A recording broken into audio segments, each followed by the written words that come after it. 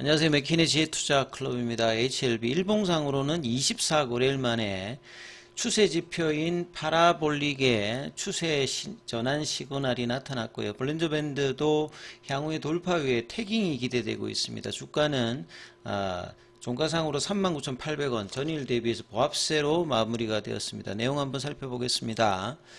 자, 제약바이오 글로벌 진출 가속화 전략 토크 콘셉트에 이 지신옥 십자에 알리걸로 관련되는 사례가 있어서 내용 한번 살펴보도록 하겠습니다.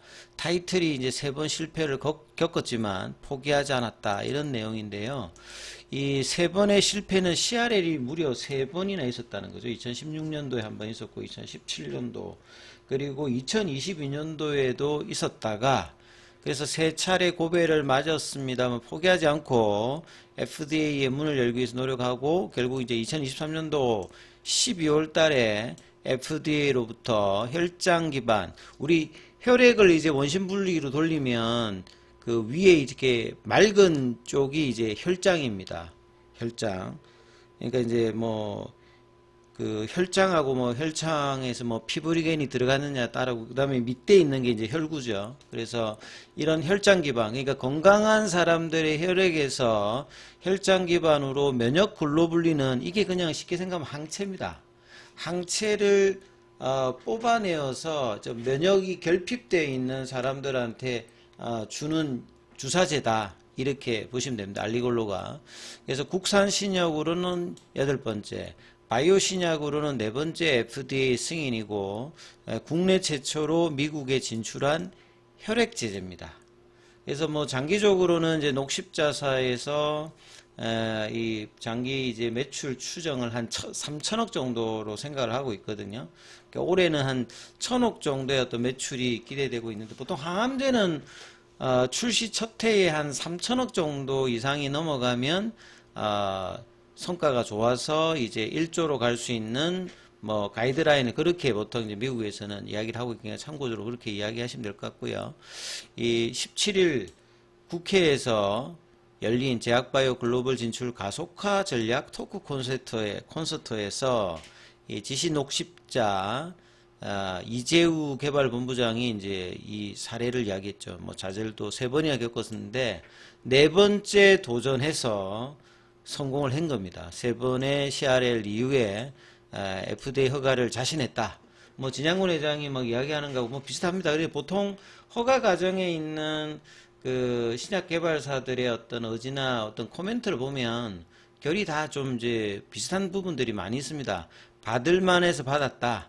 실패할 때마다 역량을 끌어올렸고요. 그러니까 FDA가 이걸 요구하는 거죠. CRL은 불합격시키기 위해서 그 하는 것이 아니라 허가를 하기 위해서 이런저런 부분을 수정해서 다시 내어서 허가를 하기 위해서 노력하라는 부분이고 회사가 여기에 적극적으로 대응을 해서 최종적인 단계를 넘어간 거죠. 그래서 한국 제약 사업이 해외 시장에 진출하지 못하는 가장 큰 제약점은 특히나 이제 미국이나 그 유럽 쪽의 어떤 규제는 상당히 높습니다. 특히나 CMC 관련되는 부분과 약물의 품질 이런 부분들의 허가 거절 사액의 70%가 이런 이제 CMC와 품질 관리 문제로 CRL을 받거든요. 그러니까 알리걸로 같은 경우에도 3번을 받은 이유가 이런 부분이고, 그러니까 FDA는 단순히 그 규제 등급으로 보면 CGMP 관련되는 부분을 득해야 되는 어떤 상황인데요. 이 공장 내 생산에만 국한하지 않고 뭐 연구소라든지 보통 이제 폼 483 같은 데 보면 연구소 관련되는 부분들도 체크를 한다는 부분. 그 다음에 뭐 생산 판매까지 전 주기적으로 품질 시스템을 관리하고 예전에는 이제 FDA가 이렇게 검사를 할 때 생산하고 맨 마지막 단에서 이제 무작위로 이제 제품을 끄집어내어 가지고 품질 테스트를 그렇게 했는데 지금의 어떤 FDA의 어떤 품질 규제는 퀄리티 바이 디자인이라는 그러니까 디자인이라고 하는 게 이런 그 설계를 기반으로 해서 전 과정에 있는 부분을 과학적으로 뭐 통계적으로 이제 검증해서 설계를 해서 이 퀄리티를 하는 어떤 형태로 지금 이야기하고 있고 그 녹십자 같은 경우에도 이러한 부분에 대응을 해서 결국은 이제 허가 과정에 성공했다. 이렇게 보시면 되겠고요. 그러니까 항서제약의 캄넬리 주막 관련되는 부분들도 결국 CMC와 품질 관련되는 부분의 문제이기 때문에 이 부분에 의해서 작년부터 업데이트도 했고 계속 이제 FDA 규정을 맞추기 위해서 데이터 확보를 하고 있기 때문에 이런 부분을 통과해서 질적 역량을 보여줘야 되는 게 이제 항서제약 입장에서 중요한 어떤 부분들이고 그 부분 데이터가 이제 모아지는데 한 연말 정도나 빠르면 연말 뭐 늦어도 내년 초 정도 되면 리서브션 할 수 있는 시기에 들어갈 가능성이 가장 높고 주가도 이제 이런 부분들을 최근에는 조금씩 반응을 해주고 있습니다. 그래서 가격으로 보면 이제 4만 원대를 어떻게 돌파하느냐가 이제 그 기대감들이 조금씩 반영되는 어떤 시그널이 되는 어떤 차트 구간이다. 계속 말씀을 드리고 있는 상황이죠. 한국제약사업은 최고 수준의 파이프라인과 생산 기술을 갖췄지만 글로벌 시장, 특히 미국이나 유럽에 통하는 아직 매출액 1조 이상이 되는 블록버스터 신약은 아직 탄생하지 않았다. 근데 셀트리온의 진펜트라를 보게 되면 누적으로 보면 이제 블록버스터에 준하는 어떤 바이오시밀러입니다만 신약은 아니지만 매출액은 이제 블록버스터에 준하는 어떤 약물이라 볼 수 있는데요. 신약으로 이제 순수하게 넘어가지 못했는데 리보세라니까 이제 캄넬리주마비 간암에서 허가를 받으면 회사가 이제 블록버스터의 어떤 기대감을 가지고 있기 때문에 이러한 어떤 도전들이 항암제 라인에서는 가능성이 좀 높다 이렇게 봐야 되겠죠. 여전히 글로벌 규제 대응과 CMC 설계, 문서의 어떤 일관성 이런 부분들에 대해서 이제 경험이 아직도 부족하기 때문인데요. 그래서 이 역량을 채워야 하지만 항서제약도 그러니까 신약으로는 허가를 받지 않았기 때문에 이런 CMC라든지 문서 일관성, 규제 대응 이런 부분들 경험이 이 과정을 통해서 높여야 되는 어떤 부분들이다. 그리고 이제 임상과 허가하면 끝이 아니라 미국이나 유럽 시장 같은 경우에는 이제 특히나 미국 같은 경우에는 이제 사보험 중심의 시장이기 때문에 마케팅이라든지 영업 관련되는 부분들도 노하우가 있어야 됩니다. 그리고 PBM 등재라든지 복잡한 유통 구조를 가지고 있기 때문에 이런 어떤 부분의 전략적 협상, 전문성을 갖춰야지만 제대로 어떤 시장 안착이 가능하기 때문에 준비를 많이 해야 되는 어떤 상황이다. 항상 이제 투자자들은 이런 부분들을 미국 시장을 열 때 잘 준비를 하고 이해도가 높아야 된다. 이렇게 보시면 될 것 같습니다. 참고로 살펴봐 드렸습니다. 오늘 항서제약 같은 경우에는 이틀 정도 반등했다 다시 연봉이 2.60, 그 다음에 홍콩 시장에서는 4% 빠지면서 주중으로는 등락을 하면서 제자리 그림 모습을 보였죠. 오늘 또 수급상으로는 거래량은 다시 오늘 100만 주가 넘었거든요. 그래서 거래가 200만 주는 되진 않았습니다만 월요일에 160만 주 이후에 거래를 줄였다가 다시 어제 오늘은 거래가 늘면서 공매도 비중도 한 자리 숫자로 내려가는 모습이었고요. 그 다음에 공매도 순보유 잔고 같은 경우에는 이번 주 수요일 기준으로 550만 주대 아직 큰 변화는 없습니다. 그러니까 이런 부분이 변화가 생기려면 연속적인 양봉 5% 이상짜리와 이제 200만 주 이상의 거래량이 터지는 모습이 나와야 공매도 순보유 잔고 수량이 변화가 있을 것으로 보여집니다.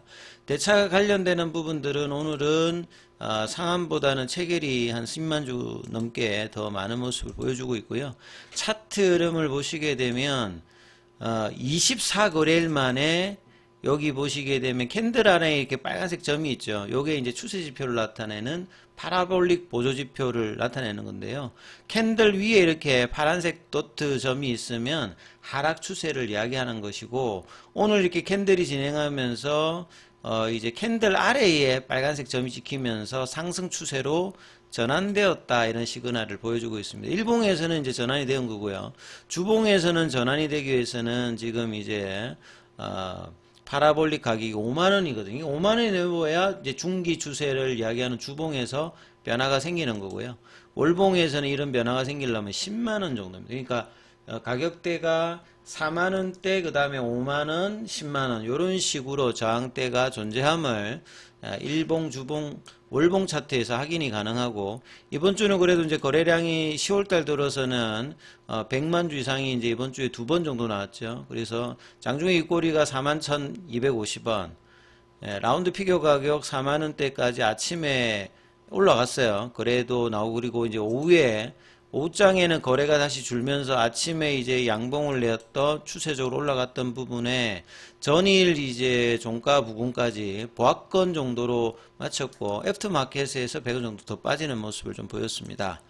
자, 그리고 이제 창구 쪽에 보시게 되면 신규로 창구가 나오느냐, 이게 중요하다 계속 말씀드렸는데, 삼성이 이번 주에는 한 3번 정도 지금 오늘은 매수 상위에 들어왔기 때문에 이런 부분들도 지속력을 내면서 거래량이 늘면서 삼성 쪽에서 계속 들어오는지 체크하셔야 되는 부분들이고요. 그 다음에 JP모간이라든지 이런 쪽, 그 다음에 오늘 공매도 쪽에서는 매도를 해서 오후에 이런 부분들이 영향이 조금 있었을 것으로 보여집니다. 그리고 수급상에서 이런 모습들을 확인해 보면 전일에 이어서 프로그램 쪽에서는 연속적인 어떤 매수는 아니었고요. 소폭 매도. 그 다음에 이제 뭐 기간이나 뭐 이런 쪽에서 매수가 소폭적으로 좀 나왔다. 그래서 좀 장 초반의 모습으로 라운드 피겨 가격을 넘었으면 다음 주 좀 더 기대되는 모습입니다. 그래도 양봉의 모습이 이번 주는 화요일 빼고는 다 양봉이기 때문에 이 부분들이 계열 종목으로도 이어지고 거래량이 늘게 되면 바닥 탈출에 대한 어떤 신뢰도가 높아지는 모습을 보여줄 수 있기 때문에 이런 부분이 굉장히 중요하다, 이렇게 말씀드립니다. 자, 장중에는 무료 텔레그램방이 운영되고 있습니다. 링크되어 있는 부분 참조해 주시면 되겠고요. 입장 문의는 문자 남겨주시면 안내해 드리고 있습니다. 계열 종목에 관련되는 설명은 이어지는 영상에서 살펴봐 드립니다.